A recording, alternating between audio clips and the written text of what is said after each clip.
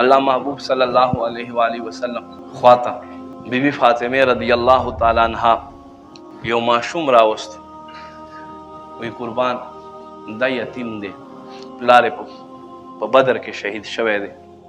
نبی پاک صلی الله علیه و آله وسلم ورته فرمای خفه کېږم، وی خفه کېږم ماشومه. بچی ته وایي بچی د امام حسن یا د امام حسین یوه جوړه ور واغونده. ماشوم ته یې جوړه ور واغوستله، ښه ښکلی سج دج کې تیار کړو. یو طرف ته حسنین نبی پاک صلی الله علیه و آله وسلم له لاس نه نیولي، او بل طرف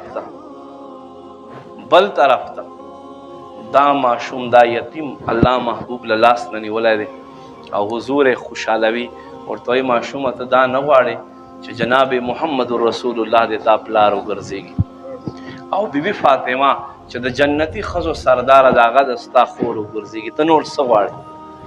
او حسنین ستا خوریان شي، ته دا نه غواړې؟ نو ماشوم ډېر زیات خوشحاله شو.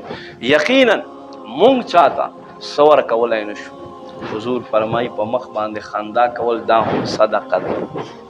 په ښه خوشحالو سره یو انسان باندې سلام ور واچوه، ورسره میلاو شه، غېږ ورکه، دا هم ثواب کار دی، دی به خوشحاله شي.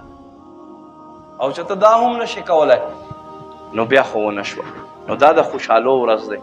مونږ ته پکار دی چې ښه په خوشحالو سره یې تېره کړو، په محبت سره یې تېره کړو، او اسلام کمې خیر طریقې دي هغې مطابق یې تېره کړو.